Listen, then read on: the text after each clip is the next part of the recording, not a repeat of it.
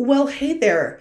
Come along with us to see the Art of the Brick experience for my husband's birthday. So we went to this last weekend and we drove to a metro station and took the metro into DC to see this. It is an exhibit of all different Lego works made by one gentleman. Don't worry, the metro experience was complete because there was someone in the back talking to someone on speakerphone at full volume. My favorite. My husband has been building Legos since he was a kid, and he has taught me how to build Legos, and we've done some sets together. So I thought that this would be perfect for his birthday, as it was going to be in DC. This is all one gentleman's work, and he recreates famous and historic works from paintings to sculptures, but then there were rooms and rooms that were his original pieces, which I thought was a really cool combination. Our walk there was littered with graffiti, but most of them were full of uplifting messages. And, uplift and support each other. We have nothing to lose but our chains. All messages I think that we need to hear. And it ended up being a really nice day. So when you walk in, you start with the historical part of things. You see things that he has created, like the rose window, famous paintings that he's made 3D. And it was just honestly incredible to see these pieces come to life. This one, the entire frame and her are all made out of Lego, which I cannot get over. Some of them, like paintings like this, he used all flat Legos, so it was 2D, but he created them out of Legos, and some were 3D. There were great quotes throughout the entire exhibit, and honestly, it was a far more inspiring place than I even expected it would be. So here's Starry Night, which Van Gogh lends perfectly to things like Lego. There's the Thinker. But my husband's favorite room was the sculpture garden, which we're entering now. And these are all famous sculptures created entirely from Lego. One of my favorite things about this is that he tells you the scale. So here the scale is 1:1 and how many Legos it took to create it. This one is 75,000 plus Legos and is the scale of the actual piece, which is incredible. So to stand next to them and know that that's how big the stone piece is. There's the David, and then you would enter into some of his original works. The first room was kind of dark in nature, but honestly really inspiring.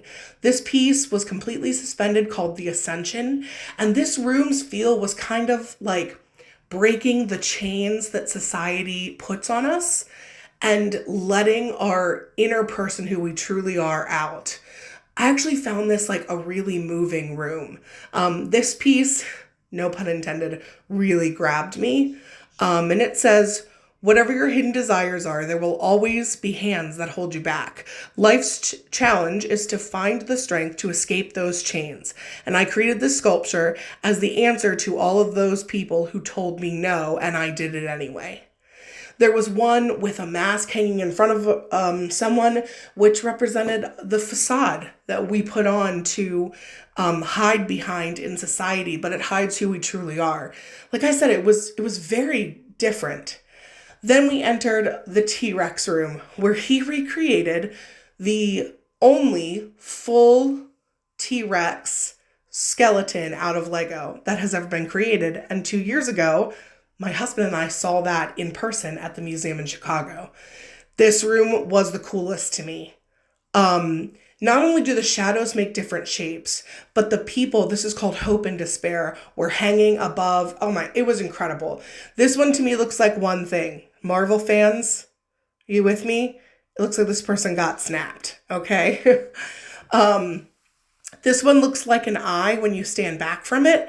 And then as you walk up, you see that they're individual people working into the background. I'm telling you, they thought of everything. The lighting was perfection on these pieces. They did it intentionally so that the shadows created on the walls represented things so that it hit the bricks just right, that it gave them even more depth. It was incredible. And for someone like my husband who has been doing Legos all his life, he was geeking out. I lied. This was my favorite room. This was the animal room.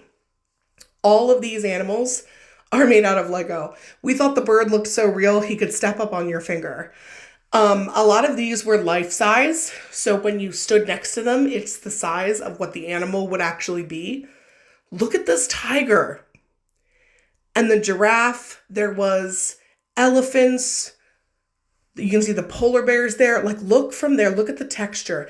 It is just absolutely incredible. We could have easily spent an hour in this room just like sitting and looking at them. You felt like you were in a museum of like taxidermied animals.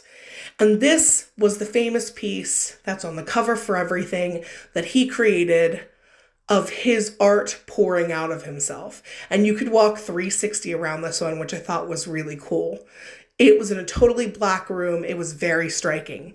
And then their gift shop area also had a big build area for kids, which I thought was really fun. I had gotten my husband the merch pack, so we got a picture and a mug. And once we headed out from there, we headed to a new restaurant to get something to eat before heading home. But this was such a fun day. And if you have a chance to go to the experience, please do, because it's awesome.